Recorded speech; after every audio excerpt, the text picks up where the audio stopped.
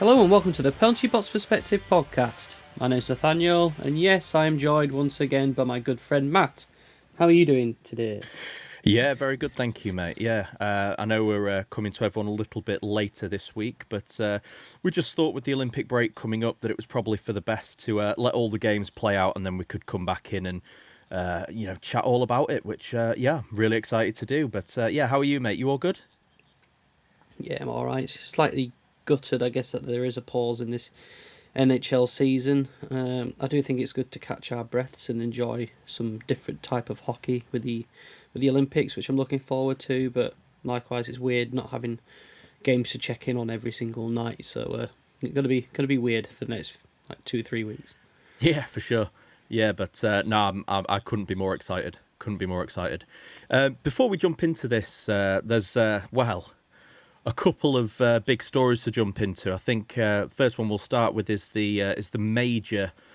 Well, I would say probably the major trade that's probably going to happen, kind of in the run up to the trade deadline. But the New York Rangers got it done before the Olympic roster freeze. Nathaniel, do you want to kick us off with that?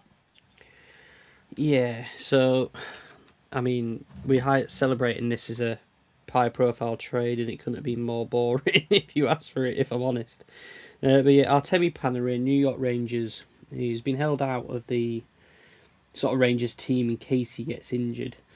He gets traded to the Los Angeles Kings, and in return, they send back Liam Greentree, sort of a forward prospect there. I'm not sure if you know a bit more about Greentree there, but a conditional third-round pick in the 2026 draft. So if the Kings win one playoff round this year, the pick will become a second-round pick. And then if they win two playoff rounds, New York will also receive a fourth-round pick in the 2028 NHL draft. Completely bizarre sometimes, the trade terms here, but Panarin to the Los Angeles Kings. Yeah, I had some kind of mixed feelings on this one. I mean, first and foremost, obviously, a lot of the Rangers fans were really pissed about the return on this. Getting kind of Greentree, a conditional third and a conditional fourth. First thing I'll say is that Liam Greentree is nothing to turn your nose up at. He was picked in I think he was 23rd overall in the 2024 NHL draft. Just played on Team Canada at the most recent World Juniors. 6'3", playing in the OHL. He's playing at over a point per game. So is he a kind of A plus tier prospect? Probably not. But he is. The LA Kings best prospect that they have. And someone that, with New York going into this retooling phase, someone will definitely, provide them with a bit of power, a bit of secondary scoring, that sort of thing. Problem was always going to be, though, for the Rangers in this was that Panarin held all the cards. They decided they weren't going to offer him an extended contract. He had a no trade clause which he had to waive, and they kind of had to trade him now, otherwise risk losing him for nothing in the summer, which obviously would have been a big disappointment. So but I think all things aside, all things considered, Panarin's age and his contract status and everything, I think that's a pretty kind of reasonable return for the Rangers. Yeah, you look at it and it's a bit underwhelming because Panarin's been the star player for God knows how many years now, and you just think, oh, is that it? Especially when you see, I guess, the return for Quinn Hughes, and I know Quinn Hughes and Panarin are completely different times of their career and different types of contract situations and things like that. But I think the Rangers were kind of expecting a bit more back, and I think some journos have come out and said how maybe they could have got a bit more if they played a bit more hardball, the Rangers, but they've learnt from mistakes done in the past. He was a good servant for that team for a number of years, and they decided, you know what, for what could squeeze out of it, might as well let him go to where he wants to go and accept what's given, kind of thing. Yeah, definitely, and that's the kind of thing that, I mean, the NHL is such a reputation-based league, and for Panarin to have done what he's to achieve what he's achieved on a personal level, in New York, obviously he's been a massive scorer for them. Holding out for that conditional fourth to be another third round pick from another team, it's just kind of like, you know what, we'll just get him to where he wants to go. And he wants to go to, he's wanted to go to LA in this case.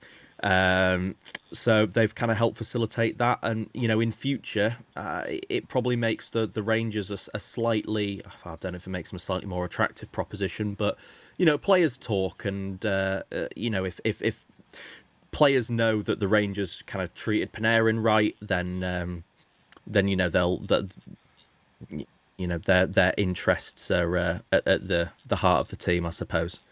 Yeah, Now to get us there out of the is, conference as well. Gets them out of the division, out of the conference, East yeah, Coast to West Coast. It's not like from Columbus to New York. The Columbus fans don't have to see him week in, week out. yeah, absolutely. Playing Gets into him the division. gets him out of town, gets him to somewhere, you know, somewhere I'm sure he'll enjoy playing. And by the sounds of it, there's going to be a 2-year extension. There's like a 2-year extension in the works with the Kings at the moment, 2 by 11 million. Not the kind of 40 million, 40 to 50 that he was kind of expecting. I think he was looking at kind of like 5 by 10 or, you know, kind of 4 by 12.5. It looks as though it's going to be kind of in around that 2 by 11. I mean, that extension will take him up to like 37. So I just think there aren't teams probably willing to, you know, punt for 4 or 5 years on him. I think that's a contract that you would come to regret quite quickly, I think. But I think 2 years, $11 million for LA, who are obviously losing Kopitar, is a massive piece, and you know there is a space in there for another kind of star forward, and you know the potential of a line maybe next season of Byfield centering Kempe and Panarin would be a great line to watch. That's for sure. Yeah, it's a wait and see deal for me. I think obviously Panarin's stock may have dropped a bit in people's eyes just due to how poor a season the Rangers are having. The Kings aren't also a spectacular firework team. Maybe that is the goal scoring piece that they needed. Maybe we'll see. But for me, this trade just didn't have a lot of juice. When I saw it go through, it didn't immediately make me jump on the phone to message you or message anyone else. Just be like, oh my god, have you seen this trade? No, it's kind of just like, yeah, cool, fine, here's what it is. Yeah, yeah. I mean, I'm sure there'll be a few more pieces moved out of New York before before the deadline happens. But I think by all accounts, the Panarin deal was one they wanted to get done before the Olympic break. Gives him 3 weeks, I suppose, to get himself moved over to LA and get settled and everything, which, you know, I'm sure will be incredibly difficult for him. You know, trying to get settled in Los Angeles. Poor bastard. Anything else on Panarin, or do we want to move to the kind of slightly more contentious matter?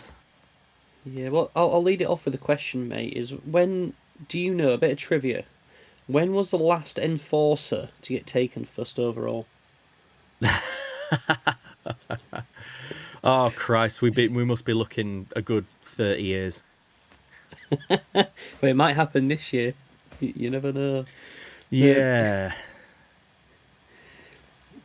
For those who don't know, the big news has come out of sort of the hockey world in the past sort of 48 hours. It is Gavin McKenna.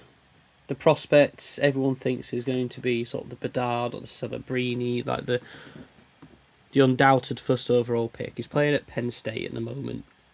He's come out in the news that from an incident from the 31st of January, he's facing felony charges for assault because he's broke a man's jaw on a night out. Not the best look. What are your initial thoughts on it? I mean, obviously, first and foremost, you know, it's kind of there's quite a fair amount of information out there.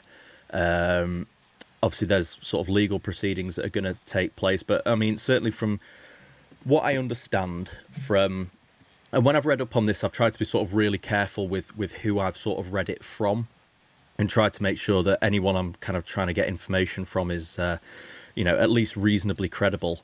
Because as I'm sure you can imagine, there's a whole load of shit, being spouted around on social media.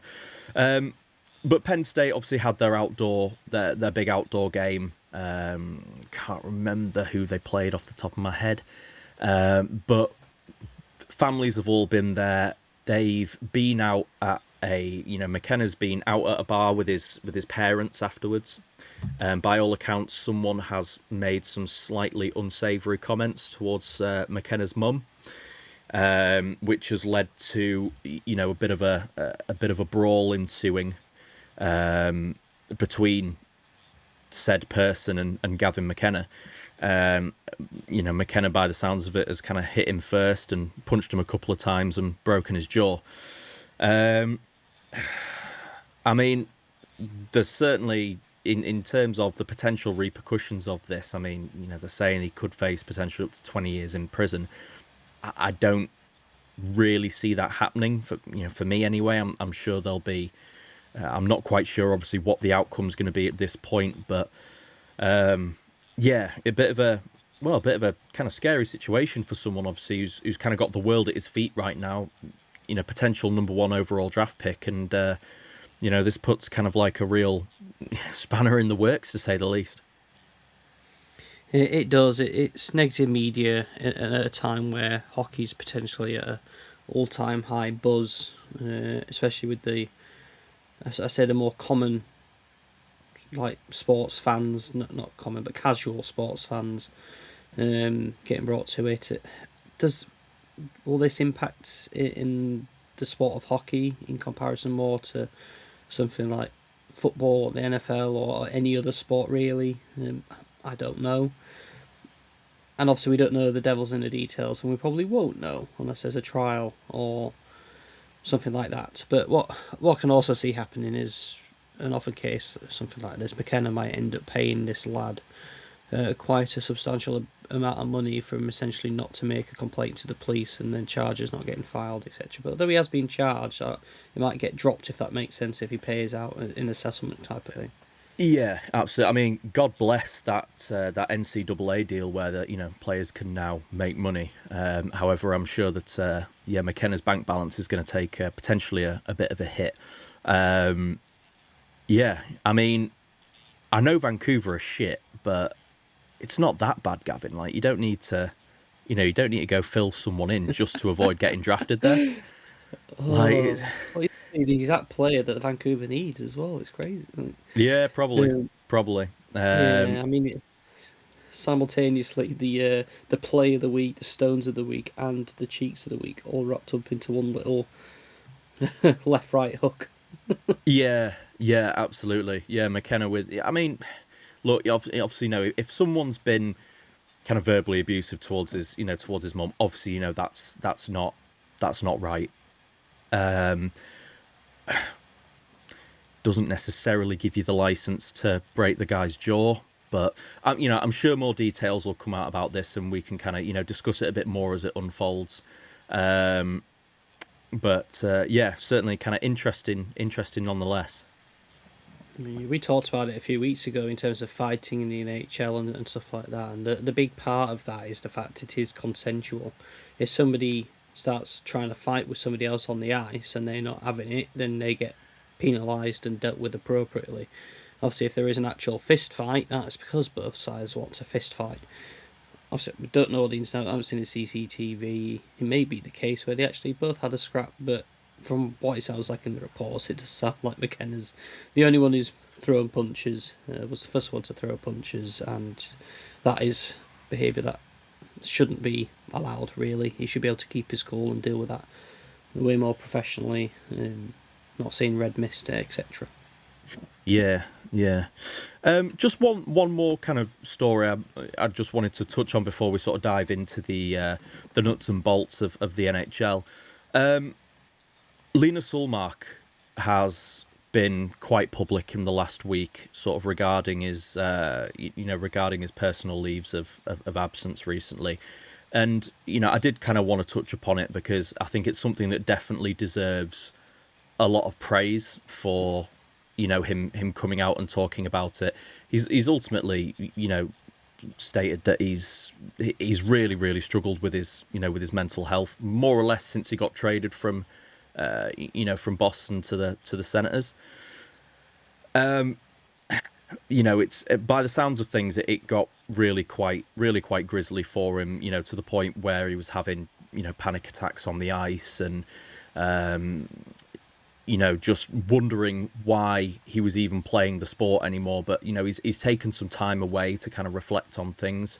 I think they brought in his goalie coach from juniors just to even just hang out with him a little bit and do some sessions and kind of remind him why he loves the game and everything. But I just think it's really commendable for Ullmark to to speak about these the struggles that he's been dealing with. I mean, I know it's mental health in athletes is something that is becoming a bit more prominent now, and people are more willing to talk about it. I just always kind of feel that hockey tends to be sort of a couple of steps behind sort of in society what people are comfortable talking about. But yeah, I just thought it was kind of brave of him, and yeah, definitely commendable from Ullmark for for willing to talk. 100%. And if anybody out there is struggling with their mental health, speak about it in areas that you're comfortable in. Seek help. There is help and support available out there. Please use it. Don't suffer alone, whatever it is, however minor or major. Just know that you're not alone and that there is help and support available out there. Yeah, 100%. Couldn't have said it better myself. Right, shall we talk some hockey, shall we? Yeah, let's talk some hockey, and we're going to start off this week in the Eastern Conference with the Atlantic Division. I do think the highest standard of hockey out there at the moment in terms of as a competitive division, led up front by the Tampa Bay Lightning yet again. 78 points. They've played 4 games in the sort of last 10 days or so and won every single one of them. They're a machine. They're rolling on, scoring goals for fun, even when battling with injuries. And yeah, they've just done absolutely great. They're unbelievable, aren't they? Yeah, 4 games, 4 wins, really digging out. They got the shootout victory in the Stadium Series game against the Bruins, and getting that overtime win against the Sabres, absolutely demolishing the Panthers as well in what was, I don't even know if you could call it a Battle of Florida at that point. It was more just the absolute fucking ass kicking of Florida. But yeah, look, I mean, there really isn't too much to say about the about the Lightning. Kucherov's banged in another 11 points in 4 games. He's up to 91 for the season now. This team's unbelievable. They're really well coached. They've got some fantastic players. Vasilevsky's been playing, well enough that he needs to keep this team rolling. And I think they're moving up a lot of people's kind of Stanley Cup favourite kind of categories at the moment. Absolutely.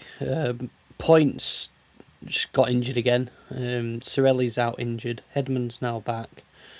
I think Vasilevsky is up there in terms of top goal or Vezina Trophy potential winners this year. I think for me as well. It's just an all-round just great monster team.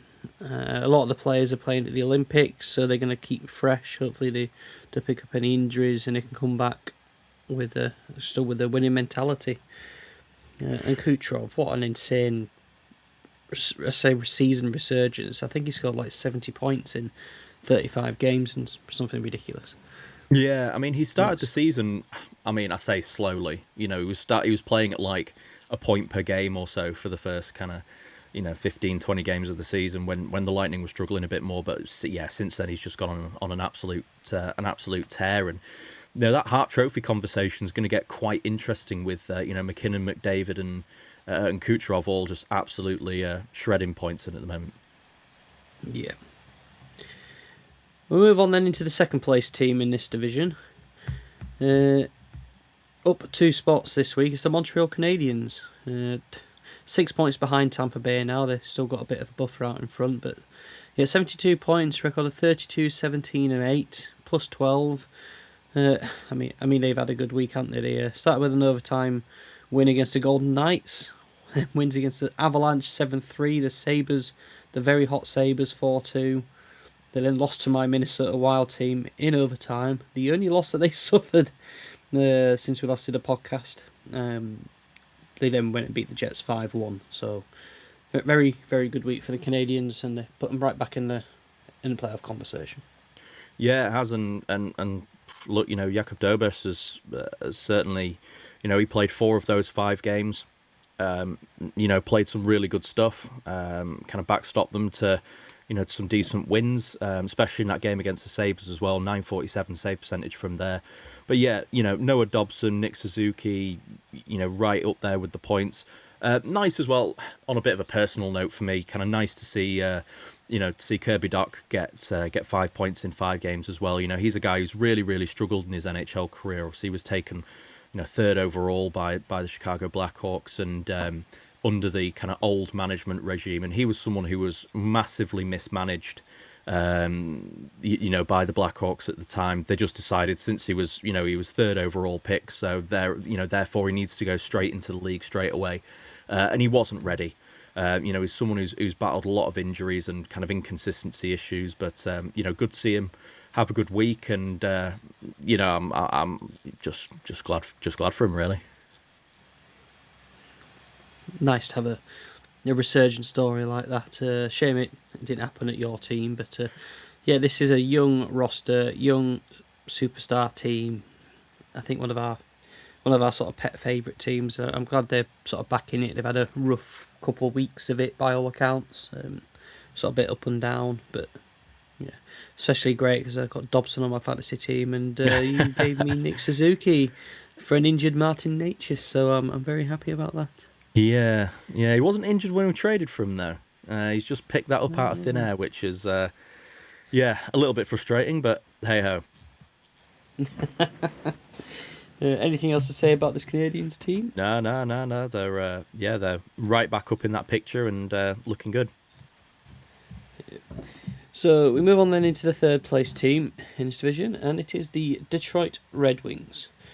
They've had a bit of a scatty week. They've gone down to 72 points, 33-19 and 6 record with a -1 plus-minus differential.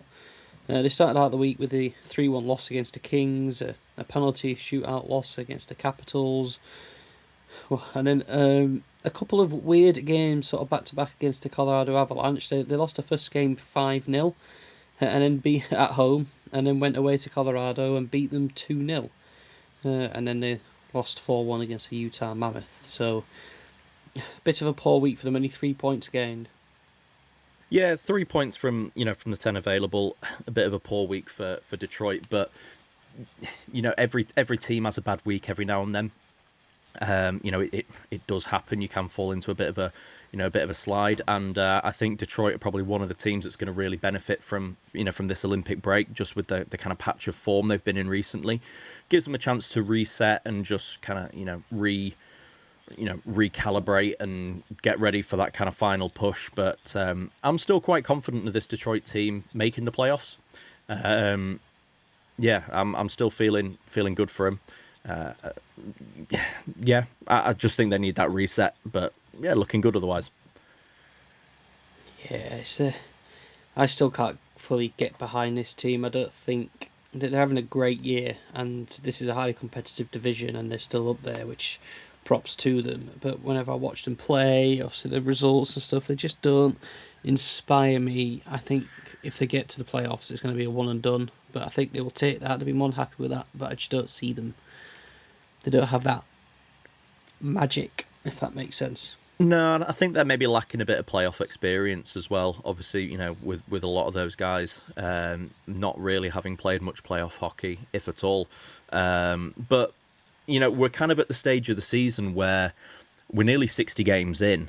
So the teams that are kind of up there, it's kind of getting past the point where they've just been kind of lucky or streaky, and there is an aspect to it where they are just a good team. And I think Detroit have probably overperformed this season, but they've certainly been managed to find a season length consistency that's put them in a good spot. And it would be, again, not that I'm the world's biggest Detroit fan by any stretch of the imagination, but good for an Original Six team celebrating their centennial to make the playoffs. Yeah, they're a team benefiting from other teams' hiccups rather than their own quality, but we'll see. The fourth place team in this division down the spot is the Buffalo Sabres, still kicking around 70 points, record of 32, 19 and 6, on a plus 19. So this is a team that surprised us, I think. They've had mixed bag week, 3 wins, an overtime loss and 2 regulation losses. Started off with them wins against the Maple Leafs 7-4, Kings 4-1. Then they lost against the Canadiens 4-2, beat the Panthers 5-3, and then lost to the Lightning in overtime in a close game, and then lost against the Penguins last night 5-2. But yeah, I think Buffalo are still surprising everyone, kind of like the Red Wings are. Yeah, a little bit. I think certainly after the starts of the season that they had, they have been one of the form teams in the league. More or less since kind of the back end of last year, from kind of around December, they really sort of started picking up. I don't know. This might end up being a wild card team. I think it could be interesting. Obviously, you've got Buffalo, Detroit, and Montreal all kind of battling for those 2 of those 3 playoff spots. So I think there will be a good team that misses out. By the sounds of it, Buffalo aren't looking to move anyone on around the trade deadline. Certainly not looking to sort of make their team worse or anything like that, which is a nice change of pace, I think, for Buffalo, a team who always seem to be actively looking to make their team worse. But yeah, really kind of changed my tune on Buffalo from the start of the season. I mean, at the start of the year, they were just really depressing to watch, but they're at least now kind of somewhat watchable, and they have some entertaining players. Just providing they don't kind of do what they always do and just kind of choke at the final hurdle. We'll have to see what happens with them, but yeah, still kind of hanging in there. Yeah, they are. Not much more for me to say on the Sabres, really. I still think they're still the Sabres to me. Let's see what they're going to do. No, we'll move on to the 5th place team, and I think it's my dark horse. I fancy this team better than the Sabres or the Red Wings, personally, but the Boston Bruins. They're on 69 points, 32, hey. 20 and 5. Hey. Plus 13 on a plus minus. They played a lot of overtime games this week. They beat the Predators 3-2 in overtime, beat the Flyers 6-3, and then back-to-back shootout losses to Florida teams, the Lightning and the Panthers. But, I mean, 2 points out of them 4 games, I think they'd have taken that. Yeah, look, we've mentioned frequently over the course of the year that those little points that you pick up in overtime, do add up and do make the difference. So them picking up those extra 2 points. I mean, look, that's what keeps them a point within, a point within Buffalo, and keeps them within 3 points of a playoff spot at the moment. So, yeah, another kind of decent week, reasonably for Boston. Taking 6 points from a possible 8. I think they would have definitely taken that, with the teams that they were playing. Yeah, I do agree with you. I think they are kind of a bit of a somewhat kind of dark horse. I don't know if you could ever really call Boston a dark horse, because they're always kind of there or thereabouts, but I think they're kind of flying under the radar right now because obviously they're sat 5th in this, in this division, but I think they are kind of primed to make a push. Good to see McAvoy back amongst the points as well. Obviously there was a slightly contentious play that he was involved in on the receiving end of, but glad to see he's all right and keeping his production up. Yeah, I mean, while we're on that, we had an episode about refereeing and dubious calls, etc. I think that was ridiculous. Valinakis for the Panthers, a 4th-line winger, absolutely cheap shots McAvoy with an elbow to the chin, essentially the same chin that McAvoy broke a couple of months ago, and McAvoy's crawling around on the floor, and as you'd expect, they retaliate, and unfortunately Valinakis didn't want to fight back, so therefore paused and get calls for a roughing penalty, and then I think the team was frustrated at the decision and then got given an unsportsmanlike penalty as well. So Valinakis absolutely wipes out McAvoy, complete cheap shot, and then they end up on the power play. And we wonder why Panthers Department of Player Safety jokes and things on social media come out into play, because Valinakis goes off the ice with a air quote shoulder injury or something and doesn't come back out onto the ice, probably because this Boston's team would be making a beeline straight to him. Yeah, it was a cheap play. I've watched it since you mentioned it to me. I've I kind of gave it a watch. Yeah, really, just a cheap play. From just a kind of greasy fourth liner trying to take a run at someone who, came back way earlier, I think, than everyone anticipated. And it was just a real dick play. Not a fan of that at all. And yeah, Boston ended up kind of paying the price for it and going on the having to go on the penalty kill, which is just, again, absolute shit. But thankfully, referees, they killed a penalty and they scored like 20 seconds after going back 5-5. So yeah, karma comes around. Yeah, oh, it certainly does. But refereeing is not a problem in the NHL. No way. Right, we'll go into the bottom three teams of this division. Weird bottom of this division. Up 2 spots into 6th is the Ottawa Senators. Yep, the Senators. 63 points, 28, 22 and 7. On the +7. 5 games played this week, 4 wins and a loss. So they beat some good teams in there as well. The Avalanche 5-2, they've beaten the Avalanche.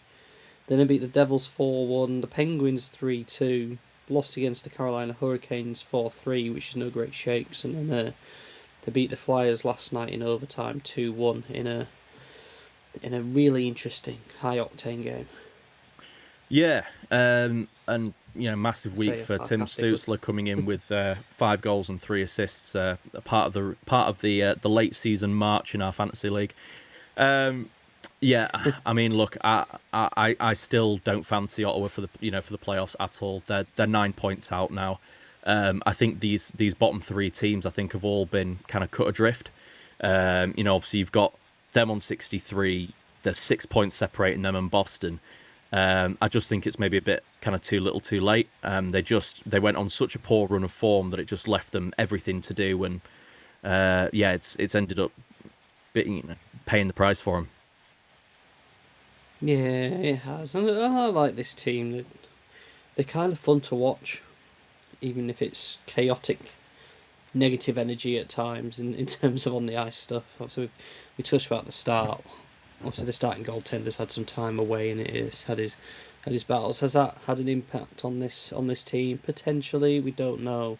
Obviously, mental health always comes first, but when you look at this team and this squad and where they're at this year, it's just it does have a sense of a bit of like a missed opportunity, especially when the 2 teams we're going to be talking about, who you'd expect to be up there, are down in the dumps as well. You think that this could have been a Red Wings or a Buffalo Sabres kind of position for this team, but it hasn't worked out that way.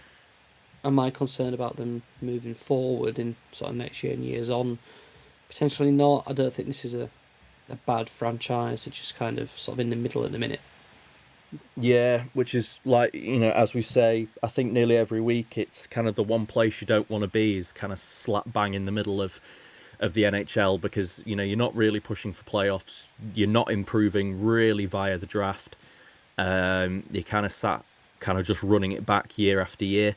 And they've got some terrific players. They've got Stützle, they've got Tkachuk, they've got Sanderson as well, who's another sort of really good player. They've got a great goaltender in Linus Ullmark, who maybe he hasn't had the season that he would have wanted, but retrospectively, his performances this year now make a lot of sense with what he's with what he's come forward with in the last week or so. But yeah, I agree with you. Missed opportunity for this team, big time. Yeah, it's a shame, but moving on below them, set on the same points in 7th position is the Toronto Maple Leafs. Eesh, man, 27, 21 and 9 record, -6. They're going to be out with pitchforks soon in Toronto, but they start off with a 7-4 loss against the Sabres, a 5-2 loss against the Kraken. They had to go to a penalty shootout to beat the Canucks, and then a bit of a resurgence in this sort of Western Canadian sort of game run. They beat the Flames 4-2 and then the Oilers 5-2. So some good results to the end of the week. I mean, they picked up 6 out of 10, which is a good record, but everything just stinks in this franchise in a minute. Yeah, Mitch Marner's the problem. He's holding his team back. Shut the fuck up. Like, he's no, clearly not. Yeah. Toronto have kind of had, like, a bit of a week from hell, really, because they've ended up winning these last 3 games going into the Olympic break, which, I mean, knowing the optimism of Toronto as a team, I think there's about 18, 19 days before the trade deadline when we come back from the Olympic break. And if they win their first couple of games back, they're all of a sudden going to think that they're back in some sort of playoff conversation. So they're not going to be, they're not going to be buying because they have nothing to buy with. They've got very little in the way of assets or anything of any real sort of value. And if they win their next couple of games following the break and they hit like a 5-game win streak, they're not really. I don't think they'll pull the trigger on selling anything either. So yeah, I don't know. I think they've just found themselves in a bit of a weird situation. But yeah, this season's is turning into a bit of a car crash for the Maple Leafs, and all those pitchforks that the fans had put away back in the shed once Mitch Marner was run out of town. I think they'll be blowing the dust off of those and finding the next person to point it at. I think, but yeah, I mean they're a toxic franchise. I think with toxic fans. I think. Well, yeah, exactly. I don't know.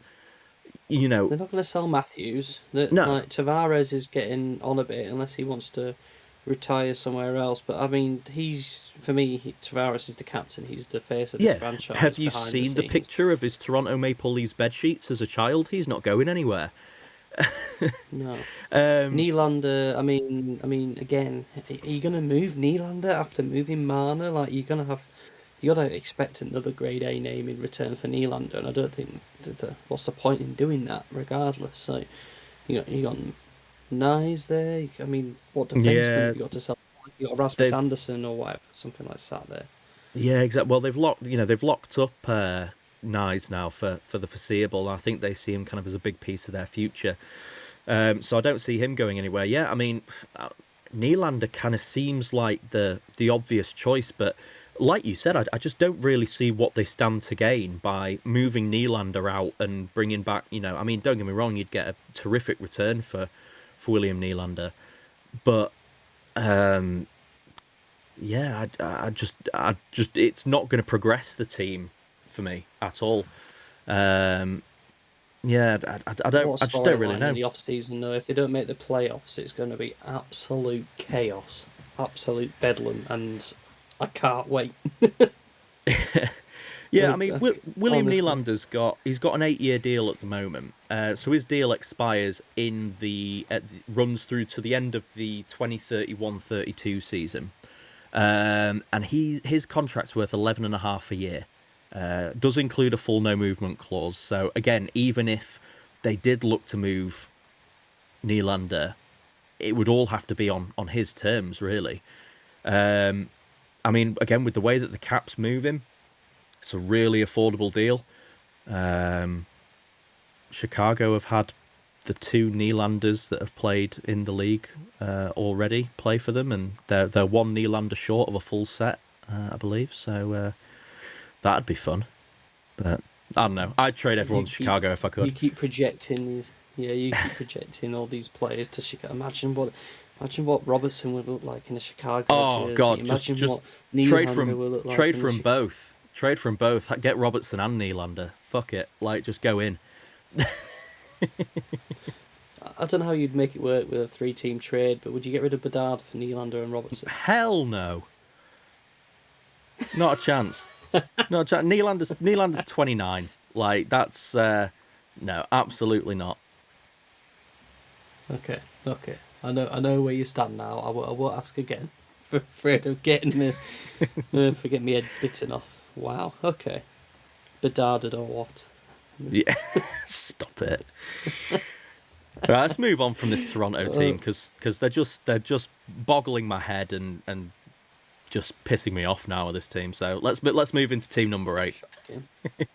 Team number 8, the Florida Panthers, down 2 spots, 61 points. I mean, 61 points is still a decent points total when you look across the league, but in this division it makes you dead last. 29, 25 and 3 record, minus 17. I mean, they've had a turgid couple of weeks. 6 games they've played since we last recorded, 5 losses, and the only win came in a shootout win against the Boston Bruins. Don't have a player at a point per game. The run's up. Yeah. The run is up. Yeah, I mean, I don't know. It's like,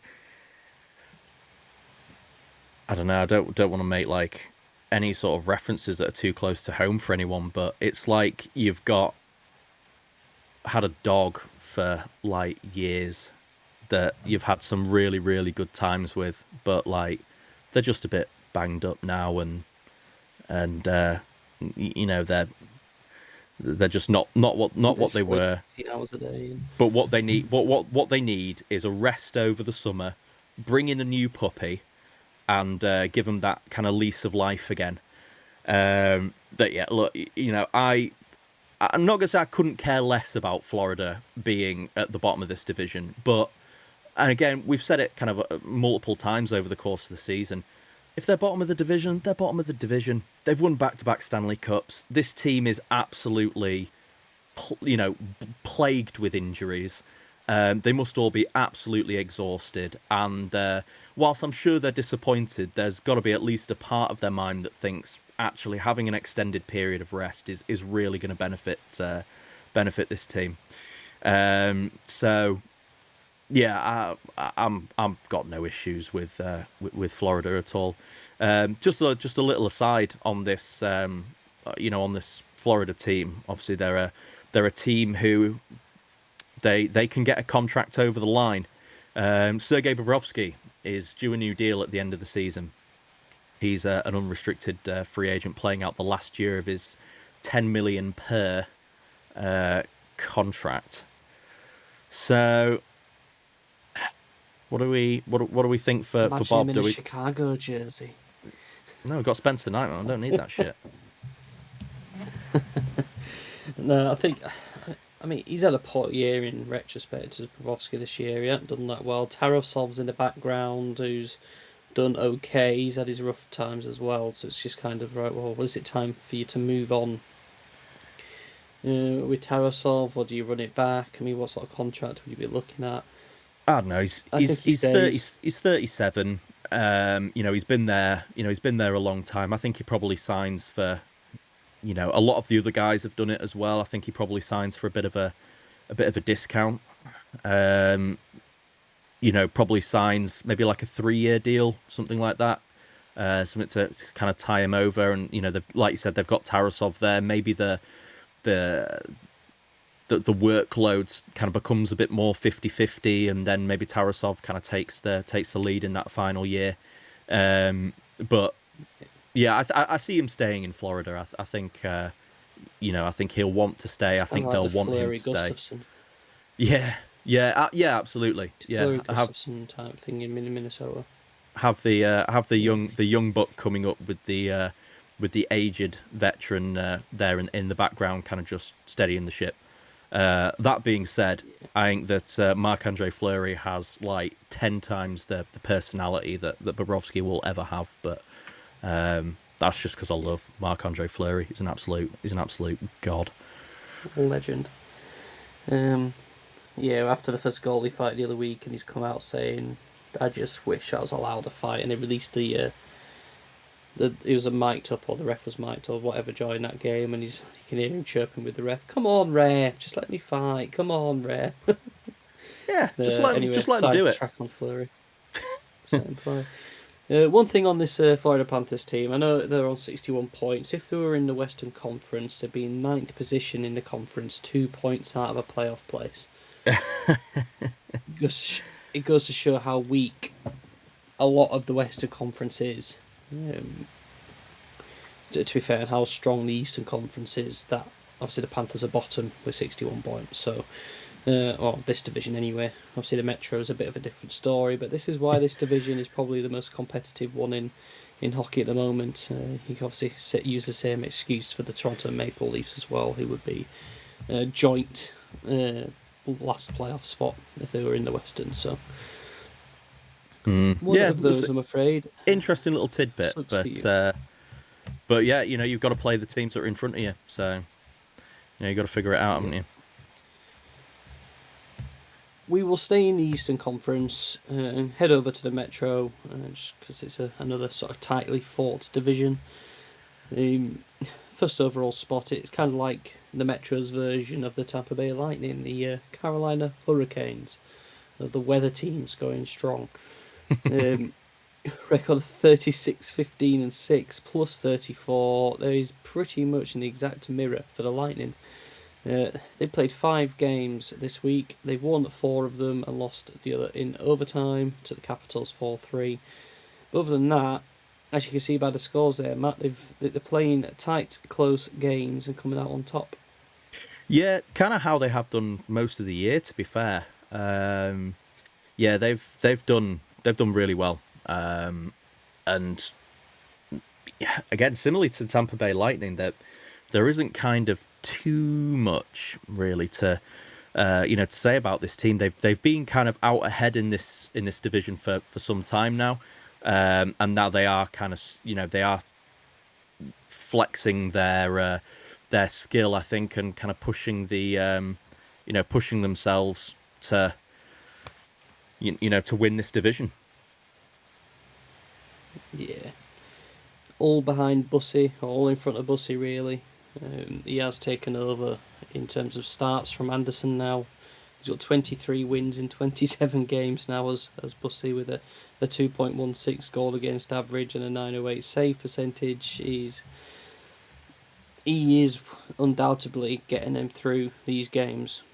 We've I don't know, I've kind of been championing it for for a few weeks now, and we maybe said a few weeks back that he wasn't going to get kind of Vezina considerations, but I think he's got it at this point. He's played, he's tied second in the league for the most wins. You've got Vasilevsky and Vemelka both with 27, Ottinger and Bussy both with 23. He's got the second best save percentage. Not quite the second best. Wait, one sec. He's got a 908 save percentage. He's absolutely flying. He is one of the reasons why this Carolina team has been, as good as they have been this season. I don't think he would win it. I think maybe Vasilevsky's the one to beat there. But I certainly think he, certainly deserves some votes and could well be a finalist for that trophy. And, I would absolutely love that, for him. I think that would be absolutely terrific.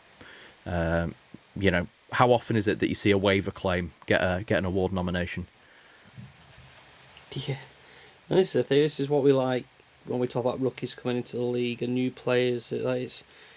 Vasilevsky's been there, he's done that. He's the trademark name, which is why he probably will end up winning the award, because he is the big known name.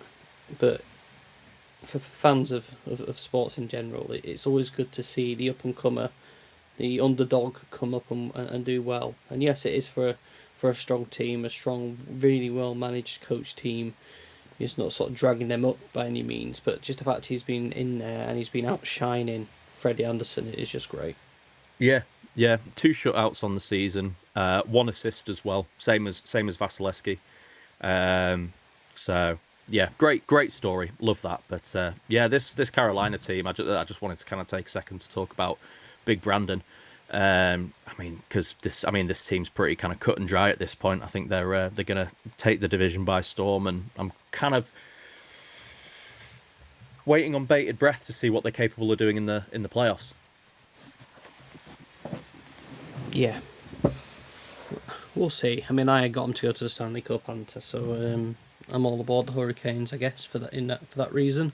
But we'll Are you see. saying that you're all aboard the bussy wagon?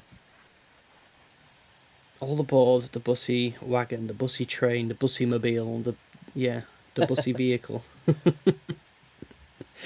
The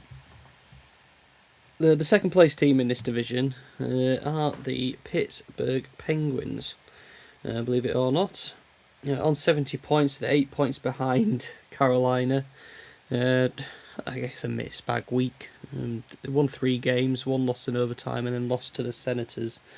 But I mean, they beat your Blackhawks 6-2. They beat the Rangers 6-5. They had no business in conceding that many goals against that Rangers team, but they won the game anyway. They lost 5-4 to the Islanders in overtime, and then beat the Sabres 5-2. So a bit of a weird week. Poor goaltender by Skinner this week. I think that maybe it's the story. Silovs has done all right this week, and Skinner hasn't. Yeah, I mean, he's had a bit of an off couple of games, but he's definitely come out on the better side of that trade with Edmonton.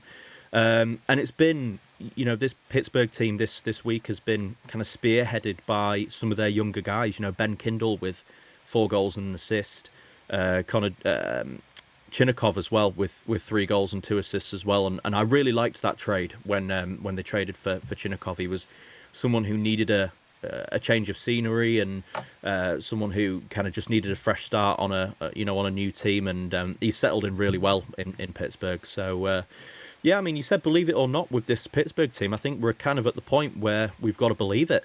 I don't necessarily see them making a massive sort of run in the playoffs, but with Sidney Crosby at the helm, I suppose sort of anything's possible. So yeah, I'm really pleasantly surprised by the way that Pittsburgh played this year. Yeah.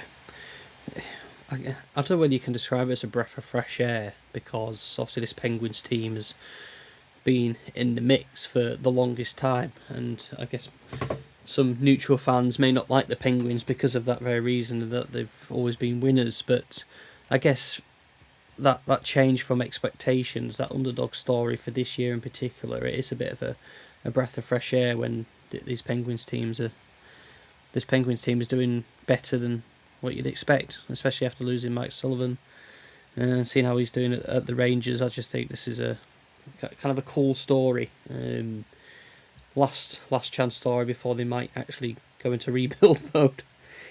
Yeah, big time, and I do think that Dan Muse, the head coach, again is someone sort of, as we come towards the end of the season, we start sort of thinking about awards, is someone who, I mean, I think John Cooper will win it every day of the week, but certainly someone who might get a few votes when it comes to the Jack Adams Award for the best head coach. I think he's done terrific with that team this year. Yeah. Another team sticking around who probably doing better than expected, the New York Islanders, remaining in third place. Yes, Matt, before you start giggling, with 69 points. Hell yeah. 32, 21 and 5 record. Hell yeah. Oh, I love this time of year. +7. At least there aren't many teams with the points total -2, because that would just be insufferable. But yeah, they started off with the back-to-back games against the New York Rangers. They won both of them 5-2 and 2-1.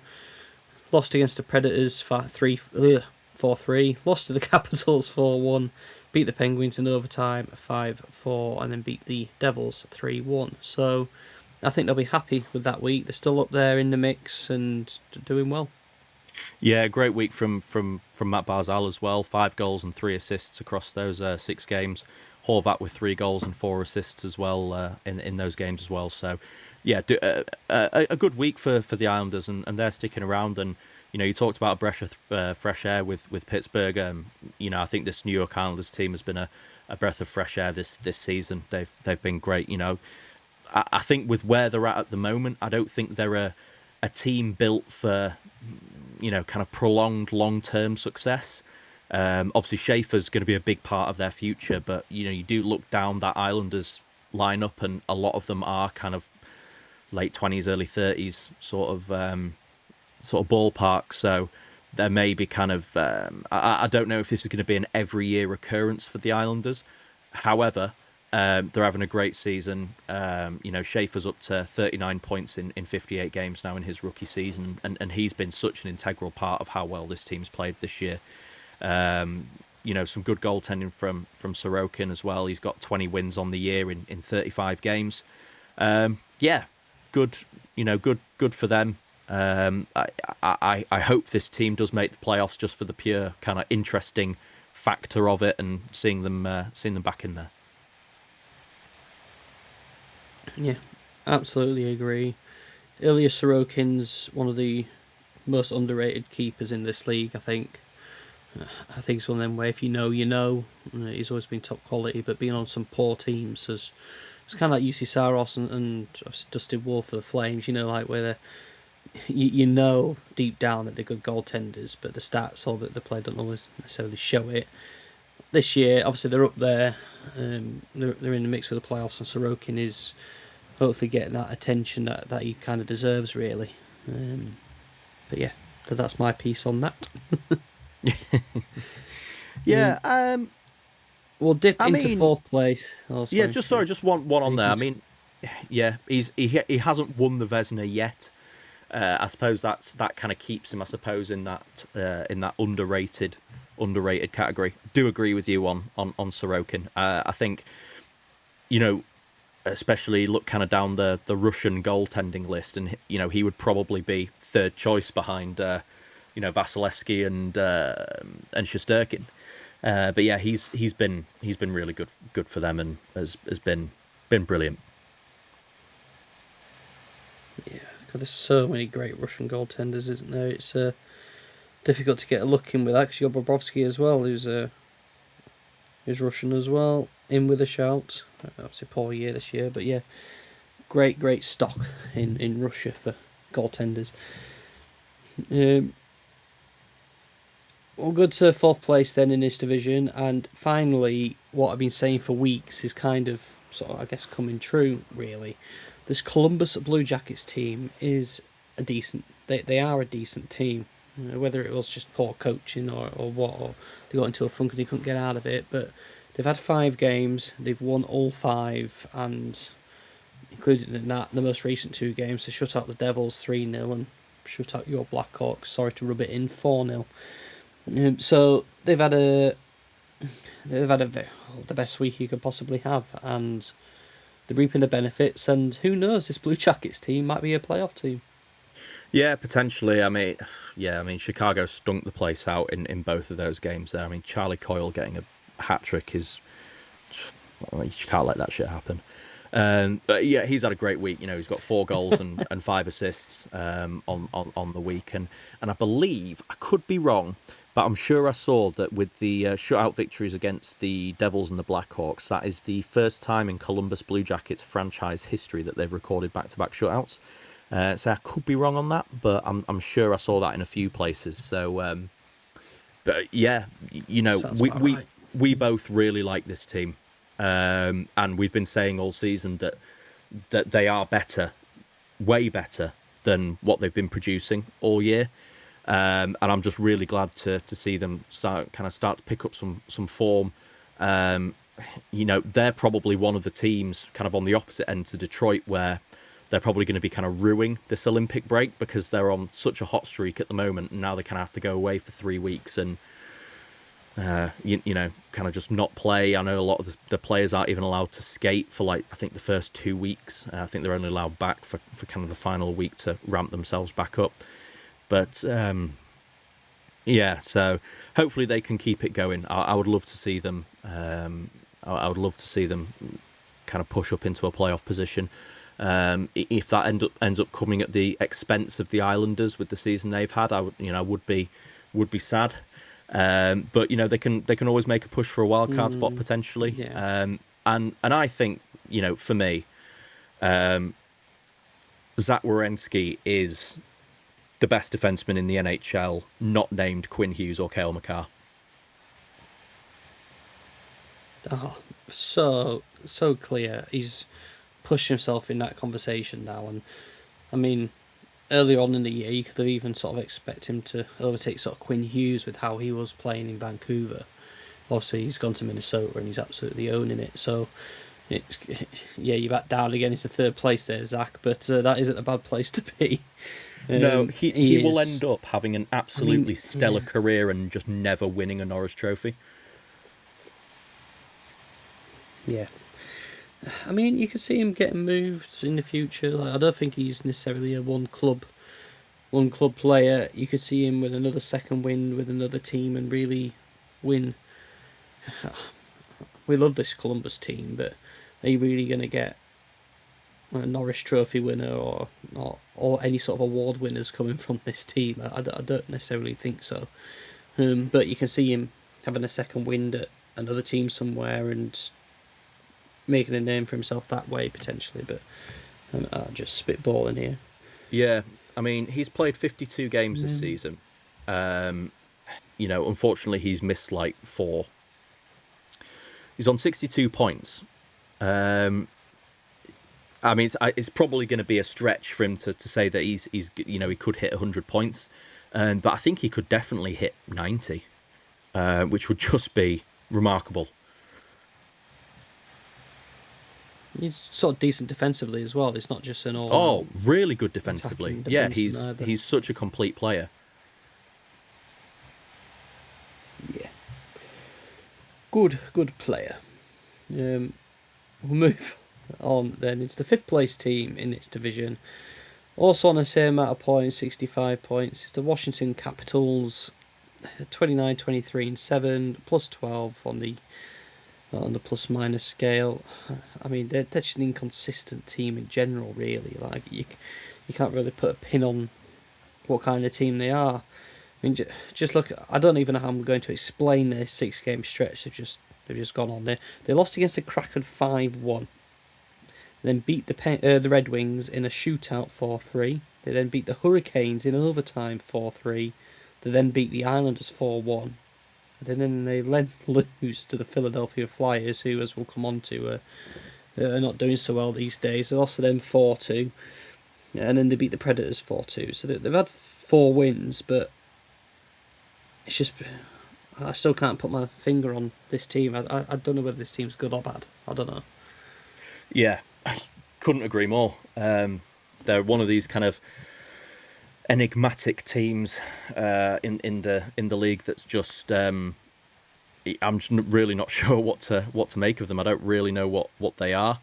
They were, by all accounts, one of the teams that were really in on Panarin, and if they've been able to get that over the line, that could have maybe, you could have really maybe seen them getting that extra scoring boost for the rest of the season to maybe kind of push them into the playoff conversation. But yeah, I don't know. I don't know with this team at all. On a smaller side, there, good to see Logan Thompson come back from injury in time for the Olympics. That's a massive boost for Team Canada there. So yeah, terrific for him, and they've got some really nice players, but yeah, I just don't know. I'm in the same boat as you. I don't even know kind of really how to begin to explain this team. No. While we're on the goaltenders as well, Charlie Lindgren as well played against the Red Wings, got injured just before the shootout, really, and then was sort of limping around. He had to get help off the ice after the shootout, but he secures a shootout win and he gets carried off the ice. And then, obviously, with both Thompson and Lindgren out, they get Stevenson coming in, sort of a no-name goaltender who sees them through 3 games, so yeah, bit of a weird week for them, but again, yeah, can't really explain who or what they are. No. That moves us on into the 6th place team in this division. I think this team's cooked, Matt. I don't know about you, but the Philadelphia Flyers, they're on 61 points, record 25, 20, and 11 on a minus 13. They lost against the Blue Jackets 5-3, lost against the Bruins 6-3, lost in overtime against the LA Kings 3-2, did beat the Capitals 4-2, but then lost in overtime to the Senators. Yeah, mate, this team is absolutely cooked. They were kind of hanging out up there for a while, weren't they? It kind of seemed like each week we were, they were kind of floating around like second, third, fourth, third, second, and yeah, no, it's all just kind of fallen away a little bit. They picked up 4 points from the 10 available, but yeah, this team's not making the playoffs for me. Konechny's had a decent week, 5 goals and 4 assists. He is, the best player on that team. But this is a team that's having some major issues with one of their young players. They're really struggling to get a tune out of Matvei Michkov at the moment.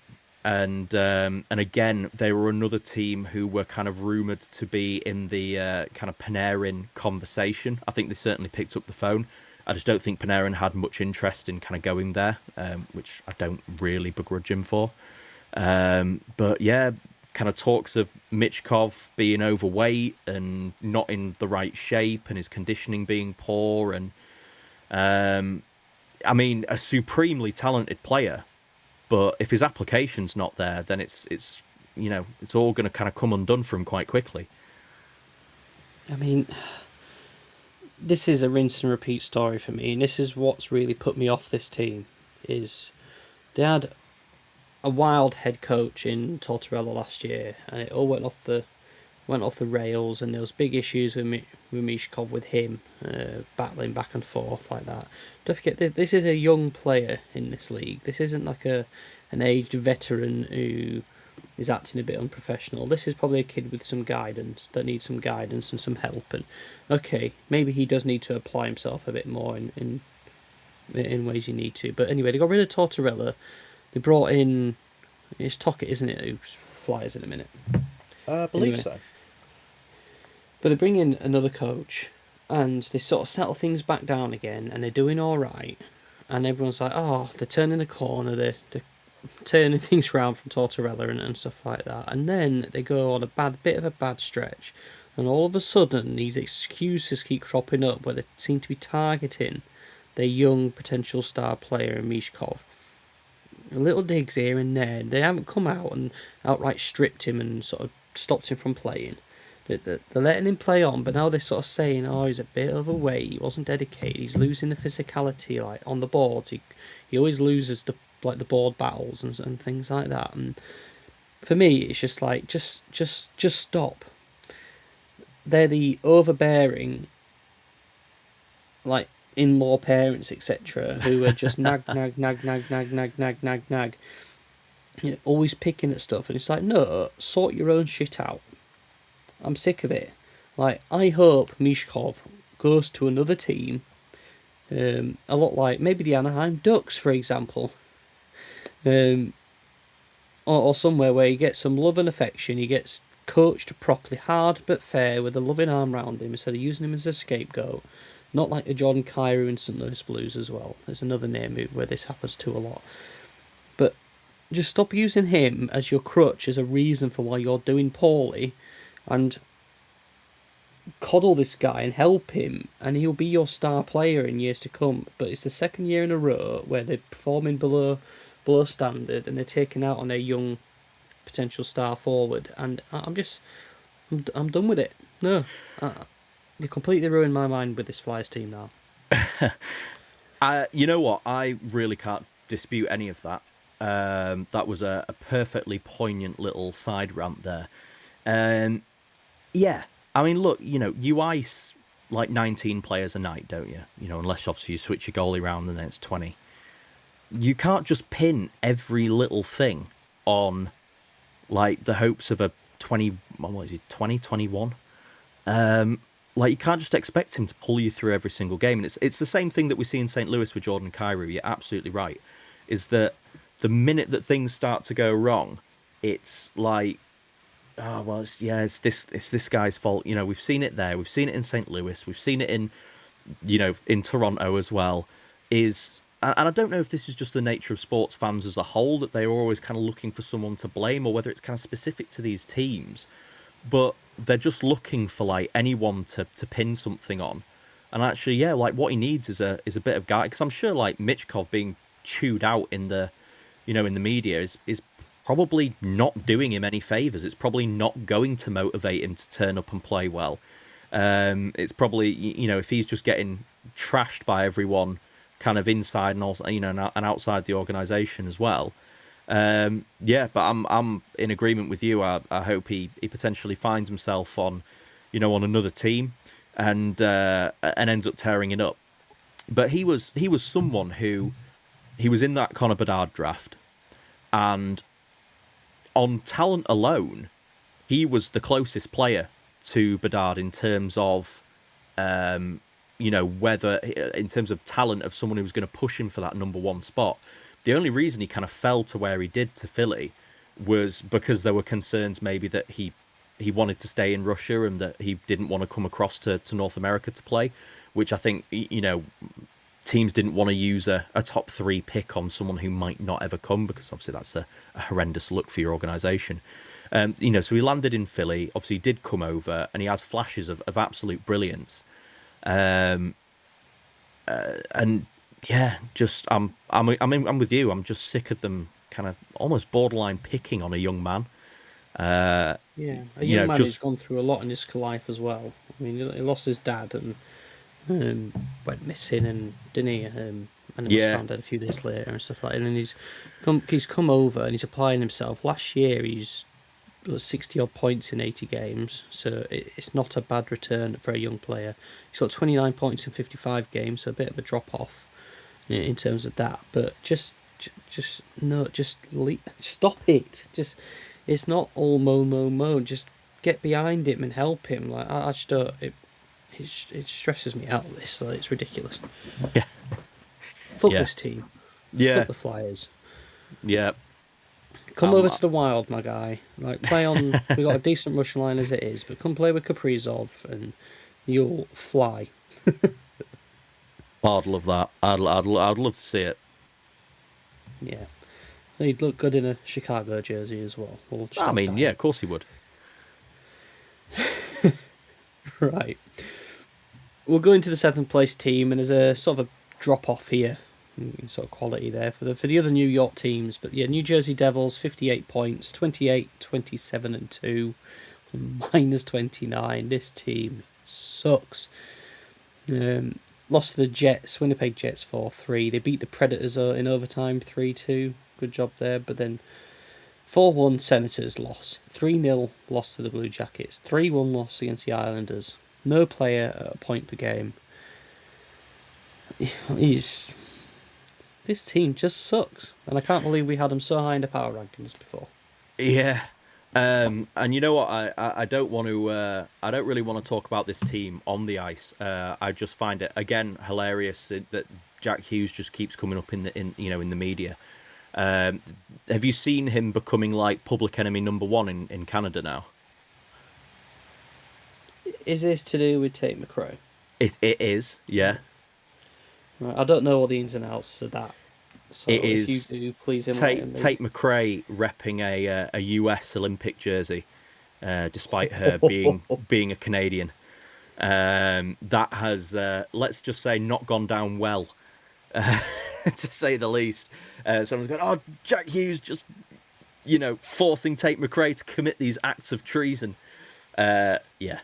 So yeah, Jack Hughes has pissed a lot of Canadians off at the moment because he's corrupted. Did they have Hughes on the back of it, or was it just a plain jersey? Do you know? I'm unsure, but yeah, they've he's corrupted this young Canadian starlet, and having a defect over to support the US at the Olympics. Wild, but yeah. But I mean, on the ice, yeah, agree with you. This New Jersey team absolutely sucks. Don't really have anything else to say on them apart from that. No, I've got nothing else to say on them as well. It's a shame. I generally like to root for the Devils. In terms of the New York teams, Devils were sort of my team here out of them. Obviously, I'm definitely going to follow the Rangers, but maybe the Islanders are the fun team to watch. Who knows? But yeah, without much further ado, we will touch on the New York Rangers, other than to say that they suck. 50 points, rooted to the bottom, 4 games, 4 losses, all interdivisional. Nothing really to say about this team. You trade Panarin out. Oh, that's one thing I want to say about this New York Rangers team. I don't know whether you saw the sort of the interview that JT Miller did about what they're going to be focusing on the break. I did not, no. That you probably didn't hear anything because he didn't really say anything. He gave a really haphazard answer, not really dedicated, not really focused. Say, oh well, we might have to look at ourselves and maybe have to change a few things. Just really uninspirational. This is your captain speaking, and he just looks like he don't give a fuck. Like honestly, this team is a joke. Yeah, they are. And I would consider them. You said we're going to touch on the Rangers. Consider them touched. Yeah, this team is horrendous. Yeah, they're going into rebuild, retool, whatever you want to call it. But like Jesus Christ, certainly at the moment they're just like painful to watch. They really are. I think Sullivan might be a one and done coach with this team. I think they're gonna never mind a retool. They're going to blow this to smithereens and start again. I'm afraid. And if they don't, then they're a joke of a franchise with it, because it's just you can't turn this around. Like what motivation is there when you're in the highest scrutinized meet? You are the New York Rangers. You play at Madison Square Garden, and you can't even get motivated and don't seem to care that you're losing all these games. I've lost all hope, really. Yeah, completely agree.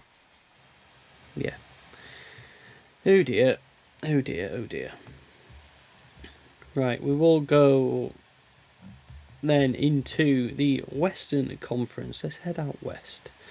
Into my favourite division anyway, just because my favourite team plays in it. It's the Central Division. First place still, 83 points. The Colorado Avalanche with a record now of 37, 9 and 9. I mean, they got a plus 74 plus minus, but they've had a bad week. They've got a plus 74 and they've had a bad week, Matt. Oh dear. Yeah, who gives a shit? They're awesome. They're playing in like first gear at the moment. They're just I think trying to coast their way through to the playoffs without picking up any major injuries. I mean, this is usually the thing though that ends up tripping teams up though, doesn't it? Is you have a team that goes out, they win the President's Trophy. They more or less had the President's Trophy wrapped up in like February, and they come to playoff time, and all of a sudden like they haven't had to jump out of first gear at all for like 2-3 months, and they just end up getting smoked.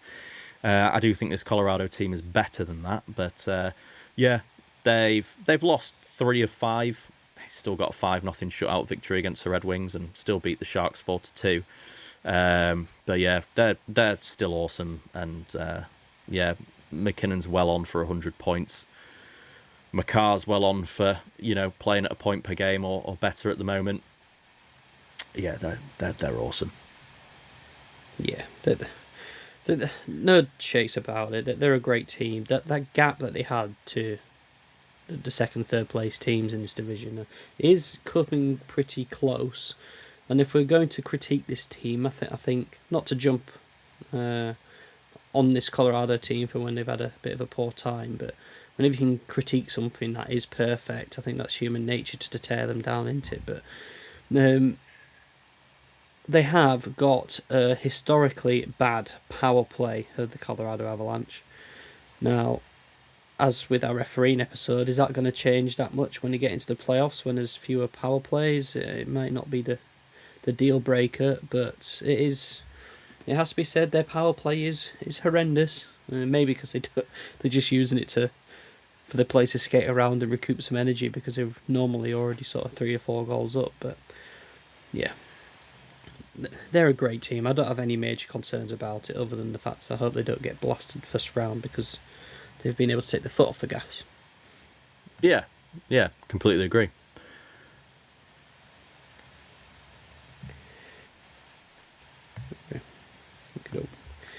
So we'll go on then into the second team in this division, my Minnesota Wild. 78 points, so only 5 points behind Colorado now, although I think we have played 3 more games than them, so yeah. Record of 34, 14 and 10, plus 27. I'm very happy with the Minnesota Wild's week. I think we made a meal out of some of the games, but we beat your Blackhawks in a shootout 4-3. We beat the Flames 4-1 and the Oilers 7-3 fairly comfortably. We scraped out an overtime win against the Montreal Canadiens 4-3, and then beat the Predators 6-5 again in overtime. So we love playing extra. I think we are the most. We played the most games. I think we're like 20 odd games in overtime this year. Yeah, I mean, look, this Minnesota team's been absolutely fantastic. Yeah, they made a meal of a couple of them. Obviously, they had to go to a shootout to beat the Blackhawks. I don't think the Blackhawks have beaten the Wild in regulation since I think 2019, or certainly like 2019 or 2021 or something. Basically, they've been absolute hot garbage against the Wild for like the last 5 years. Just can't beat them. Just can't beat them. But yeah, I mean, I love watching this Minnesota team. I'm so happy for you. I mean, again, like this Hughes trade has just been awesome. He's just awesome. He's elevated that team like up another level for a team that was already like finding a pretty like shit hot like vein of form.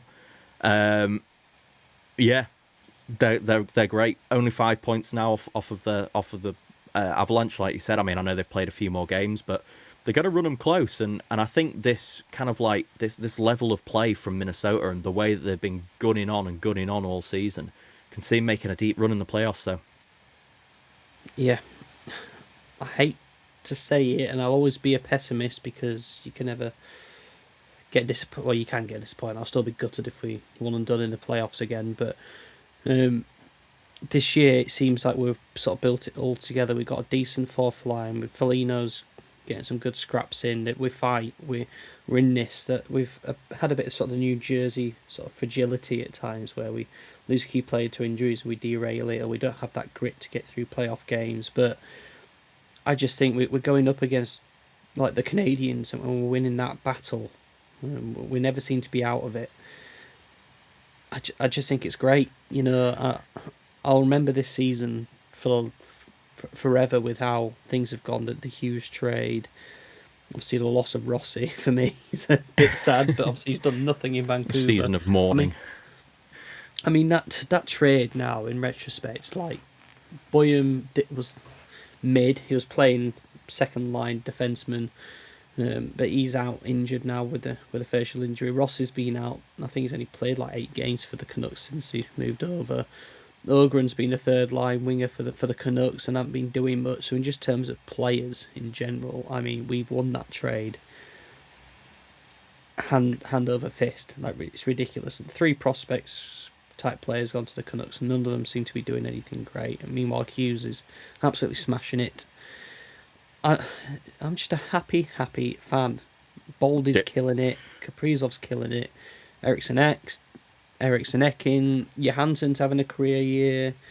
Like Faber's like cemented himself as a solid defenseman and even chipping in with quite a few points as well. We've got 2 goalies who are absolutely great. There's just nothing. Even Ben Jones has got his first point in the NHL after 200 games or whatever, something daft. If you know, you know. It's just been a great year all round. Yeah, for the Wild. Yeah, I just remembered while you were talking, just before we move on from the Wild, I haven't told you about my dream that I had like last week. Oh, okay. So I had a dream. Recording or? Yeah. Oh, yeah. It's fine. It's not one of those dreams. So I had just a random miscellaneous dream that the Wild won the Stanley Cup, and I rang you like straight away because I was watching it. I couldn't even tell you where I was watching it. I definitely wasn't at home. I was watching it in some, again, like miscellaneous dream venue. I rang you and you just couldn't get any words out because you were like crying that hard. And And I was just like, so I like you like literally could not get a word out because you were just like sobbing uncontrollably with like unbridled joy. Um, so, and then I woke up and was like, I had to like check my phone to be like, wait, have the Wild won the Stanley Cup? No, wait, we're still in. I think yeah, it was like last week, so it was like back end of January or start of February. I was like, oh wait, no, hang on. So yeah, that was maybe I've like predicted the future or something, but that would be that'd be awesome. I don't know what the most unrealistic thing about that dream is. Is it actually the Wild winning the Stanley Cup, or is it the fact that if the Wild are in the Stanley Cup finals and we have a chance to win it, we aren't together watching the game at the same time? Well, yeah, this is true. This is very true. Yeah. But yeah, interesting stuff. Interesting stuff. Nice dream material there. I won't say what I was going to say. Anyway, moving on is the Dallas Stars. 77 points. They played a game less than the Wild, so if they catch up with that game, they might move ahead of them. But I think we're destined for a Dallas-Minnesota first playoff round tilt. But they've got a record of 34, 14 and 9, plus 33. I couldn't believe it when I was creating our little prep sheet here, but they've actually won every game as well as the Wild. So it seems like we bloody have... We either win or we lose together, it seems like these two teams. But again, they've been five games, 5 wins, 1 in a shootout, 1 in overtime. They're pretty much identical to the Wild, this team. Yeah, they've been like trading blows more or less for the last like 3 months. They've just been like running on the same like line the whole time. Just yeah, relentlessly blowing each other for the last 3 months. Oh. Oh. Oh. But look, convince me otherwise. That Rantanen... That's a real heated rivalry right there. It is the heated rivalry. But yeah, you look at this team, and Rantanen's Kaprizov, Robertson is Baldy, Johnston is Eriksson Ek, Heiskanen is Faber, Hintz is Johansson. Like, it is pretty much, if you look at the points totals, the plus minuses are similar. Obviously, the difference in goaltending, I think Ottinger is obviously the league goaltender there. It's not quite the same. DeSmith is no Wallstead, that's for sure. But even in terms of like the close wins against teams, they're grinding out like overtime victories against decent-ish opposition. They are so like it's kind of freaky, really. Yeah, I couldn't agree with you more on that. I mean, the parallels to Minnesota is crazy. I mean, I would probably take Ottinger over both Wallstedt and Gustafsson, but then I would take both of them over DeSmith. Yeah, like there's so many parallels, and if we do get a first round tilt between these two teams, I mean, it's going to be really sad to lose one of them so early, but that is going to be some absolutely blockbuster playoff hockey. That'd be absolutely unbelievable. Game 7 potential there, like 3 rounds of overtime in Game 7 because they just can't work it out between themselves. Yeah. They have to go to rock, paper, scissors. Yeah. But no, good team, frustratingly, the Stars. I like teams that play in green generally, but I just can't support the Stars because they used to be the Minnesota team. Although I do like the Wild's franchise sort of setup rather than the North Stars. That's one thing I don't like about the Wild is the light green and yellow jerseys. They're not they were minging. Yeah, it looked like someone just like sneezed. Yeah. Not good. But anyway, good for Dallas. Good for Texas hockey. Yeah. Suck it, Dallas. Anyway, the 4th place team in this division. Big drop off here. 64 points is a Utah Mammoth. 30, 23 and 4 plus 26. Yeah, this is a good team. It's just in a really strong division with the other 3 teams ahead of them. But they started off with a 4-3 win against the Panthers. back-to-back losses against the Hurricanes 5-4 and the Stars 3-2 before beating the Canucks 6-2 and then the Red Wings 4-1. So I think this is the epitome of a team who loses against the great teams and beats up on the bad teams. Yeah, they kind of are like exactly what you would expect. Yeah, they're the best of the rest in this division. For me, it's not kind of really close. Obviously, they've got a 5-point lead in Nashville, next place down. Yeah, hopefully they can make a wild card spot for themselves. I like this team. I like Utah a lot. I think they're a good team to watch. Relatively entertaining. They've got good offensive punch, and they're kind of solid enough defensively. Vermelka as well. Again, has had a good season. Played a ton of games. 44 games played this year, but with 27 wins. 903 save percentage and a 258 goals against average. So, he's having a really good year as well. Yeah, I like this team. I think they are poised for potentially a wildcard spot. And I think that would represent a massive step in the right direction for them if they're able to get it done. Yeah. Yeah, they're a fun little team to watch. And it's one of them where they're so far behind third place, but also so far ahead of fifth, where I just hope they don't get a bit complacent with it. This is the issue with this division. It's just that there's no movers in this division at all for the most part.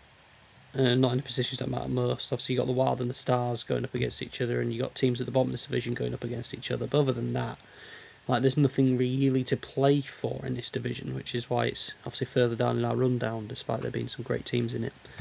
Yeah. But we'll go into the fifth place team in this division, and they've sort of created their own sort of little area now. I mean, they're only 5 points behind Utah, but it's the Nashville Predators on 59 points. Record of 26, 24, and 7. Difference is, instead of a plus 20 odd differential, they're on a minus 29 differential. I mean, it's a good week for them. They had 2 overtime losses against the Bruins and the Devils, 3-2 in both of them, so they pick up 2 points there. They then beat the Islanders 4-3 and the Blues 6-5, and then lost against the Wild 6-5 in overtime, and then the only game they didn't get a point from is the 4-2 loss against the Capitals last night.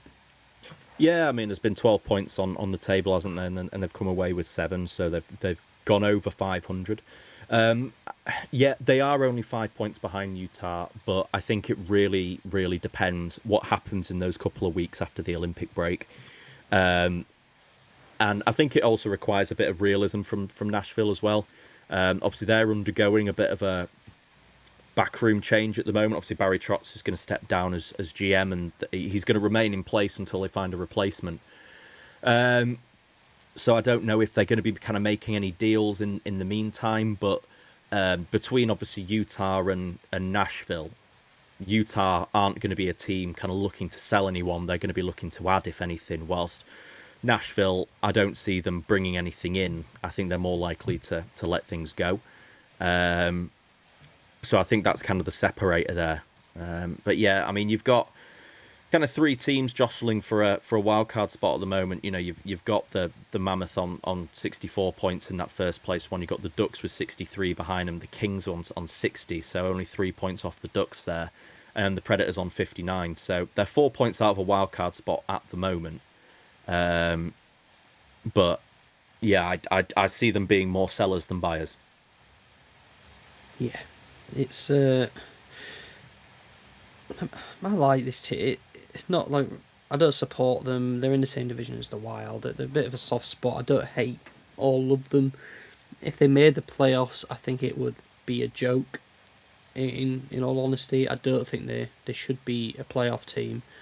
There's every potential that they could be, just with what's going on in the Pacific Division as well, which we'll go on to shortly. But I just think, yeah, they at the point of going through not like a rebuild, not a retool, but just like a change in perspective, getting some new faces in. What are they wanting to do? So it's going to be kind of like a pause time in reality, I think, for this team. Yeah, 100%. Yeah. One thing I will say about Nashville as well is that game against the Blues. I think they went sort of 5-0 down. They pulled Saros and Noonan Guts in the net, and he came back to win 6-5. I just think that was a crazy thing to see. Saros gets pulled, and that was a mega game. Great comeback from Nashville. Nashville. Just props to mention that. But we'll move on then into the 6th place team, up one spot on 53 points, 22, 26 and 9, minus 31. It is your Chicago Blackhawks. I mean, I'll let you lead off on them, but I think they've had a poor week. Yeah, they have. They've had a bit of difficulty, I think, obviously with the introduction of quite a lot of young players into the team this year, the likes of Oliver Moore and Ryan Green and Sam Rinzel, Artem Levshinov. A lot of these guys coming in and playing sort of key roles in the team. A lot of them are coming from kind of like an NCAA schedule, which obviously is just significantly less. And I think this week they've really been feeling the fatigue of the NHL schedule. Look, I mean that isn't kind of much of an excuse. They, but they've turned out some really, really poor performances. They did have a good result against the Sharks. That was a great game. Bedard coming out on top for the time being against Celebrini. But yeah, they've been pretty poor in most of their games this year. However, at 53 points, they've already beaten last season's points total in 57 games. So they've still got another 25 games left this year. So anything on top of that is just a bonus at this point. So, they have drastically improved this year. I'm taking the positives from that. But yeah, it's been a poor week from nonetheless. Yeah. I think a nice moment to see was Celebrini jokingly offer Bedard out for a fight. That would have been class to see. That'd have been the wettest fight you've ever seen. Also, I think everyone would have been slapping their sticks against the boards of the eyes. I think that would have been. Oh yeah, that'd have been. Yeah, that's next after a goalie fight, I think. Yeah, I mean, let goalies fight. Let the star players. Bedard could have looked down the family tree, and he could have tagged in like Gavin McKenna to come in and solve that problem for him. It'd have been great. It'd have been like the Royal Rumble. It'd be like, it's Gavin McKenna's music, and he just comes running down the tunnel and proceeds to pummel the shit out of Celebrini. That'd have been good entertainment. Good entertainment, but wouldn't not have helped Bedard with his potential little bitch mentality. Yeah, a little bit. If he calls in his cousin to come in and fight for him because Celebrini is too much man for him, Something like that. There's a lot of people making an awful lot of the McKenna Bedard, obviously, like familial relationship. They absolutely need. Imagine if they were able to get McKenna in Chicago and they were able to have the cousins. Like they're like fifth cousins. Like they are so far removed. Like there's not an ounce of like DNA between them. It's purely like via marriage. That they're from like northern Vancouver. Maybe the pool of people's quite small or something. I don't know, but yeah, like everyone's kind of related to each other in some sort of way. Not to cousins. Any, they're cousins in the loosest fashion going. They're both Canadian, mate. Surely they're related. No, ridiculous. That'll ruffle some feathers. They're probably like ninth. Obviously, cousins. I don't mean that. I say that with a sarcastic tone for those who don't understand British sarcasm. Like, they're probably like ninth cousins with Tate McRae, probably as well. Yeah. Yeah, but Tate McRae's American though, isn't she? She is. So, yeah. She's Stars and Stripes all the way, baby. Right. Let's move on to the Winnipeg Jets. Down the spot, 52 points, 22, 26 and 8, minus 15. Yeah, they're gone, aren't they? The Jets. I mean, I think they were gone a long, long time ago, but they're still. It's the same old story with the Jets. Like they're an all right team. We don't know why they're doing so bad, and the answer is after their top sort of 5 or 6 players that they've just got nobody. It seems. Yeah, they're a one-line team, aren't they? There's such a massive drop off in quality. They just don't have the depth. This season's gone for them. I'm really interested to see what Winnipeg do in the summer. That'll certainly be one team to keep an eye on in terms of what they decide to do and whether they just chalk this off as a bad year or whether it's something bigger. But yeah, that'll be an interesting one. I think in this summer could be. Do we get a new Kyle Connor contract? Did we already get that? Did that happen just before the season started? Yeah, I think he signed a new contract. I'm just going to double check now. Yeah, 12. Yeah, 12 million. 12 million that kicks in the 26-27 season. 8-year deal. Yeah. So yeah, I don't see them going into kind of blow up fashion at any point soon. I think it's just a bad year. Yeah, I think they'll be back next year. In all honesty, I think they'll be doing all right next year. Off year this year. Yeah, just repeat. But we'll quickly cover the 8th team in this division. The St. Louis Blues, 49 points, 20, 28 and 9, minus 56. They're just rough team, Matt. They're just next. Yeah.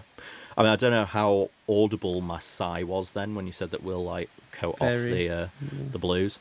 I just don't even want to talk about this team. Man. They're so bad.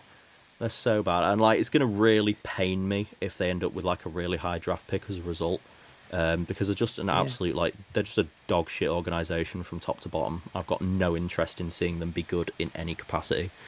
864 save percentage on the season for Canada's starting Olympic goalie. 32 games played for Jordan Binnington this year, 8 wins. Like 3.65 goals against average. So shit.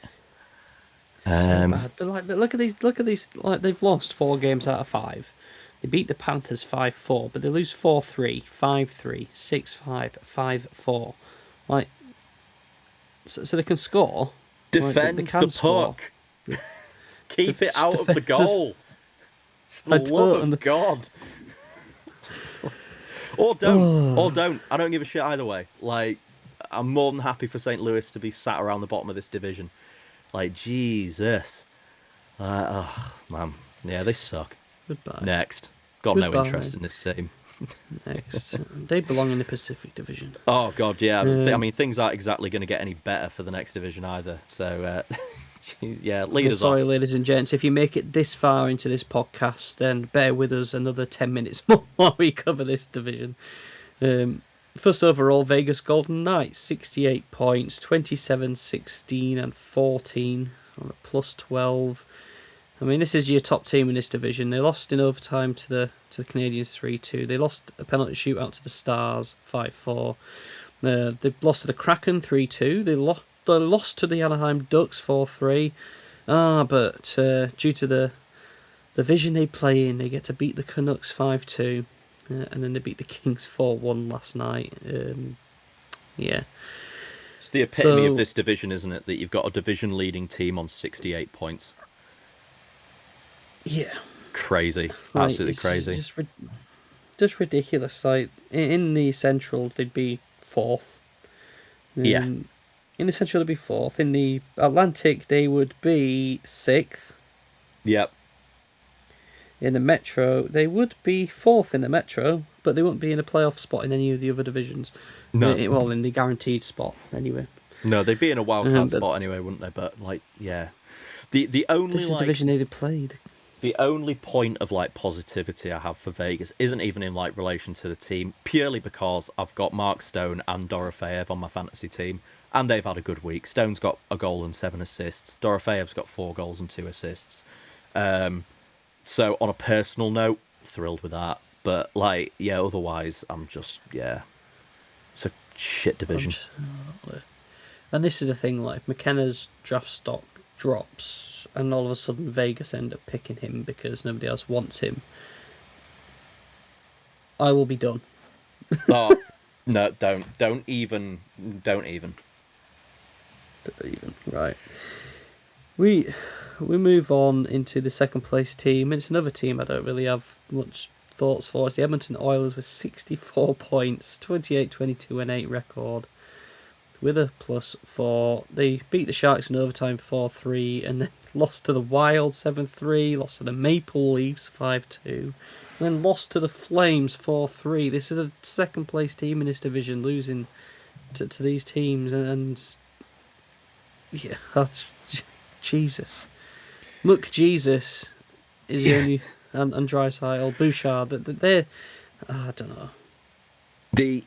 I mean, the only sickening aspect for this Oilers team for me is that Bouchard currently leads the league in points for defensemen, and if there is any possible realm where Bouchard gets Norris considerations, I mean, that just for me further demonstrates the point needed for like 2 defensive awards, one for like best offensive defenseman and one for, you know, all-round defenseman or defensive defenseman, whatever, because you cannot tell me in any way, shape or form that Bouchard is a Norris caliber defenseman, because he can't defend.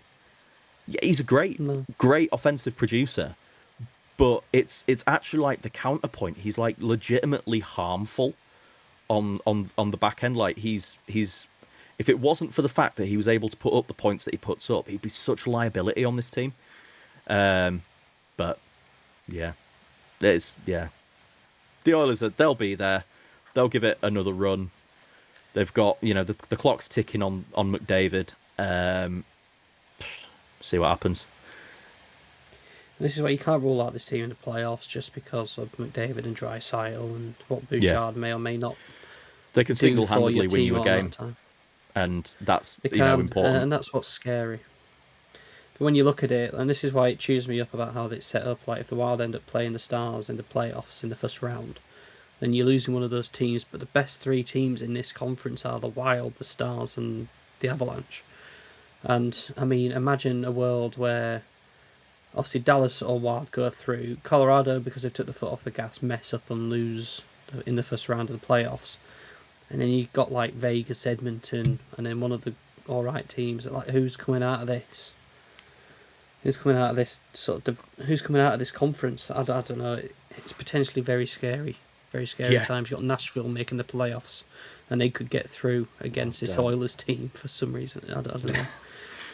I'm looking forward to seeing how it all unfolds, but there is an aspect that just absolutely terrifies the life out of me. Yeah, it's bad luck. Bad luck. We'll go into the third place team in this division. Right.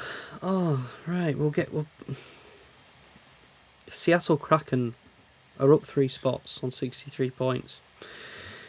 Oh dear. Right. So they beat this 5 games, 4 wins and a loss. They beat the Capitals 5-1. They beat the Maple Leafs 5-2. They beat the Golden Knights 3-2. They lost to the Ducks 4-2, and they beat the Kings 4-2 rather. So they're on a -3. We've talked about them all season being the boring, can't really get behind them team. And here they are, that they may be our only hope in this division. Yeah. I mean, that was me snoring, by the way. I don't have, like, a breathing impairment. They've had a good week. I get Seattle for me would have been that was my ideal destination for Artemi Panarin, and here's why. Seattle still don't have a point per game player. The closest they've got to that is McCann, who's only played 32 games. Granted, he has 31 points, but so they need an elite offensive producer. They also have Shane Wright, who they are talking, there's a lot of talk about Shane Wright, maybe being on the block or being someone who needs like a fresh start, that sort of thing. I would love to have seen, Shane Wright for Panarin. It probably would have been, I don't know, like Shane Wright and maybe like a fourth, that conditional fourth round pick. But I think that would have been a trade that would have worked really well for everyone involved. I think I certainly would have preferred to see him in Seattle than in LA, but here we are. Yeah, I think so too, and that would have made it, because it's not like I don't like the Kraken. They're a new team, like they haven't had enough history to be hated yet. But it, like I say, they're boring, and that would have really spiced things up a bit. It's probably the exact reason why Panarin didn't want to go over there, because he wants to join another sort of franchise team, if that makes it, another big name franchise. Yeah. But Yeah, I mean, if it was a problem with the style of play and he didn't want to go to Seattle, then I don't really see. I mean, there isn't too much in the way of difference between how Seattle play and how and how LA play. For me, I think they're both quite offensively blunt teams. But I mean, Panarin going to LA, I quite like that. Like I said earlier, I like the idea of him being on the line with the other two. I think when I was kind of thinking about like mock trades and everything in my head, that I think Shane Wright would have been a good piece to move. Would have been a decent little one. But anyway, we'll move into the next team. I don't really have anything else to really coat off on the Seattle Kraken. They've won 4 in 5, but they're still boring as shit. So I'm not really that interested. And now I think this is a team we probably both root for in this division, especially this year. It's the Anaheim Ducks. They're on 63 points. They've gone down a spot, I think mainly because they've only played 3 games in the past 10 days or so. They've really not had much to do. But we record a 30-23-3. They're on a -10. They lost in a shootout, not in a shootout. They got shut out against the Vancouver Canucks. I couldn't believe my eyes. But then they beat the Golden Knights 4-3 and the Kraken 4-2. So it's Dostal, I think, is the storyline here. He's come back, he's performed well, and we touched up on briefly about how the Ducks' defence is shocking and the worst in the league this year, which is pretty much their downfall. But I think this is a team I hope sneak into the playoffs, and they will be my favourites apart from the Wild, obviously. Yeah, I think we'd all like to see the Ducks in the playoffs, and I think maybe at times this season we've maybe been a bit unfairly critical on Dostal. I think his numbers haven't been great, but that defense is not terrific at all. I mean, you've got kind of Jacob Trouba there, but yeah, he's not. I mean, he's just like he's just a fridge on skates, isn't he? But I think since he's come back, he's looked a lot better. I mean, even that 2-0 loss to Vancouver, I mean, he still had a 960 save percentage, so played well. They just couldn't get it going on the offense. But I'm hopeful still for this Anaheim team. They're a team that's going to need to kind of have a bit of a reset and a rest over this Olympic break, and hopefully come back firing afterwards. Yeah. Agree. Right, we're going to the 5th place team in this division. Staying in 5th at 60 points, the LA Kings, 23, 19 and 14 with a -15 plus-minus. I mean, they played 6 games this week. They won 1 in regulation, Red Wings 3-1. They lost to the Sabres 4-1. They won against the Flyers in overtime 3-2. Lost in overtime to the Hurricanes 3-2, and then losses to the Kraken and the Golden Knights in regulation. Hopefully this trade for Panarin might spark some life into this team again. Remain to be seen. I mean, the only reason I hope they get like a wild card spot is to fulfill my prophecy with them and the Blues earlier on in the year. That was exactly what I was about to say. Was you made that prediction at the start of the year that the Kings would be a wild card team, and that's the only kind of motivation I've got for them to see them do that. It could still happen, and like I say, maybe that trade for Panarin might just kind of give them a bit of spark, a bit of jump. I mean, the games they lost against the Sabres, the Golden Knights, and the Kraken. Maybe not that one against the Kraken, but they're kind of games that would certainly, you would maybe expect them to lose. So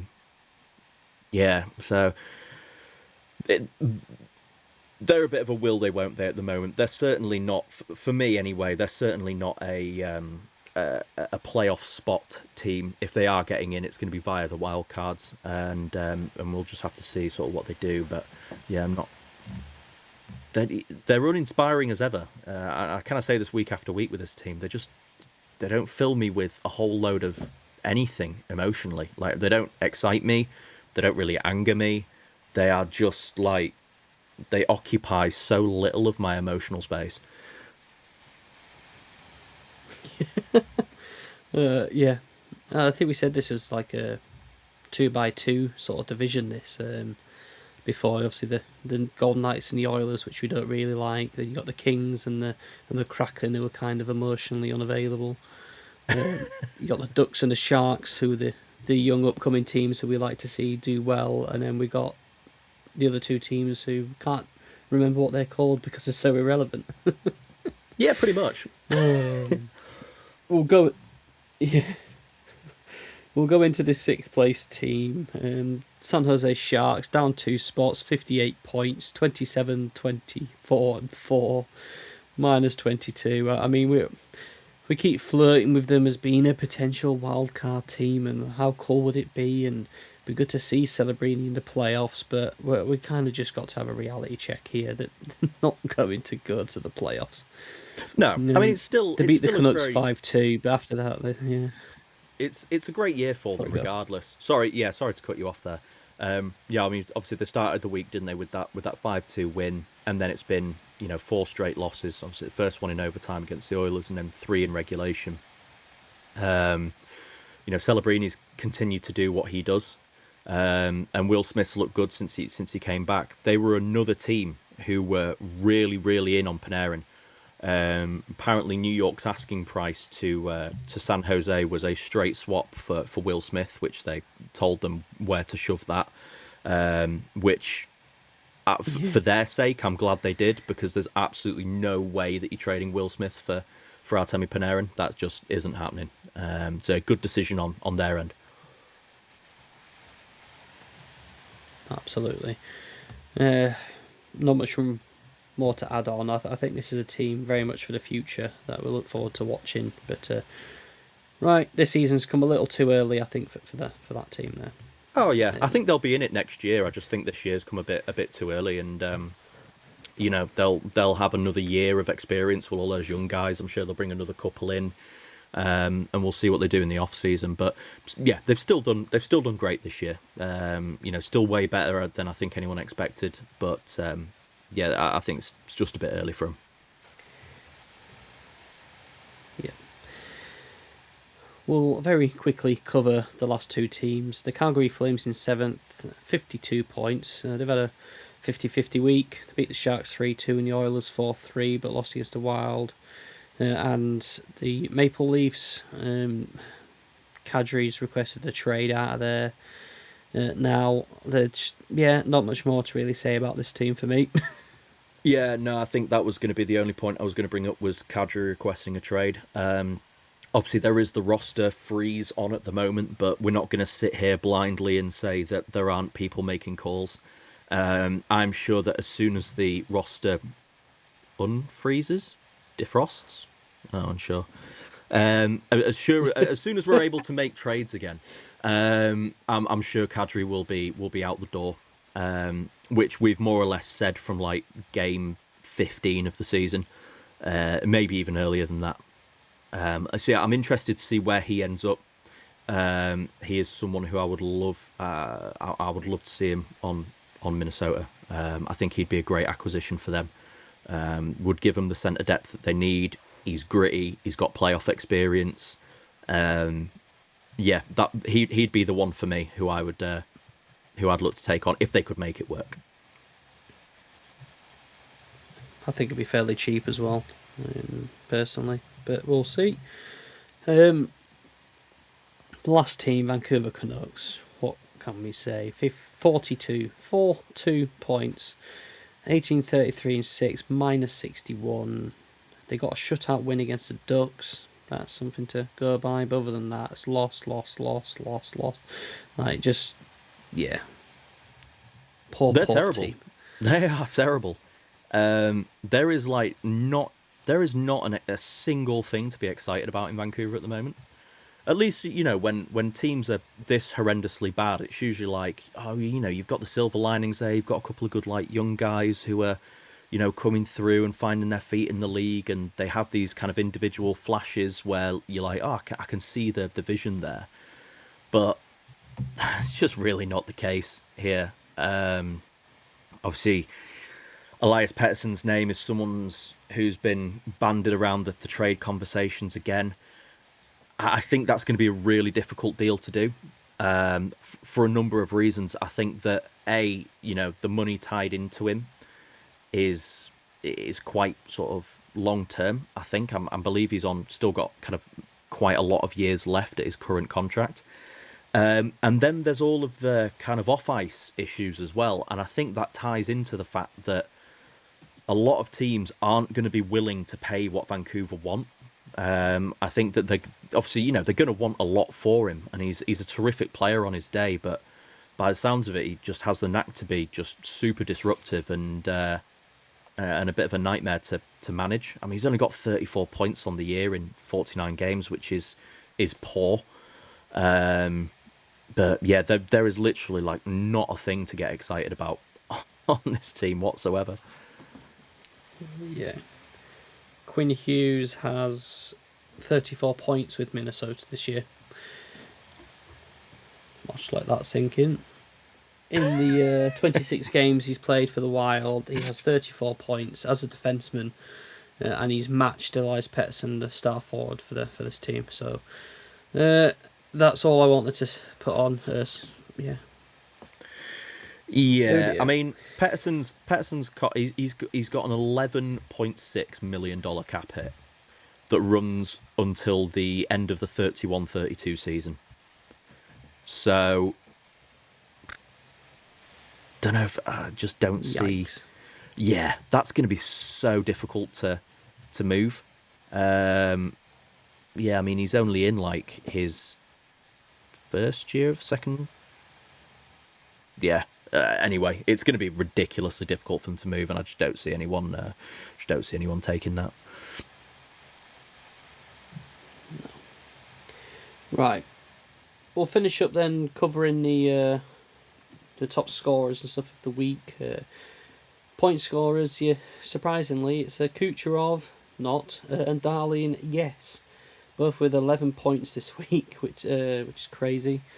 I mean, there's lots of players have scored 5 goals this week. Duchesne, Forsberg, Schmaltz, Konechny, Barzal, Stutzler with 5 points. And the penalty box perspective award for penalty minutes is Peyton Krebs, I think for the Sabres, and then JJ Moser for the Lightning with 21 minutes in the penalty box this week. Yeah, always seems to be a Lightning player whenever they have Florida on the schedule. Yeah. It's guaranteed, isn't it? It would be a Panthers player up there, but they don't get cold, so. Yeah, that still sees McDavid out on 96 points for the year, McKinnon on 93 with Kucherov on 91. McKinnon has hit the 40 goal mark this season, so he is currently leading the race for the Richard. You've got McDavid on 34, and then a plethora of people on 32. You've got Robertson, Kaprizov, Geeky, Caulfield, and Boldy all on 32 goals this season, with Nikita Zadorov still leading the penalty box perspective award for time spent in the box. He's still on 123 minutes, with Kostelic on 108 and Xhekaj on 104.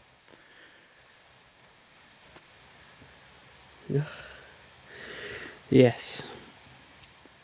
Now, before we wrap this up, Nathaniel, do we want to do do we want to do the tankathon tank spin to wrap up the show and see who's going to get the jailbird McKenna? 1 second. Let's do it. So this is our draft lottery simulator brought by Tankathon. Not sponsored, but please, Tankathon, come on board. Right. Oh, stop it. The Ivar Stenberg result. Okay, so picking first overall, jumping up 9 spots, is, it would be the Florida Panthers, but they traded that pick to Chicago It's the Chicago Blackhawks, picking number 1 overall with Florida's pick. Terrific. There you go. It's back on. St. Louis stay at number 2.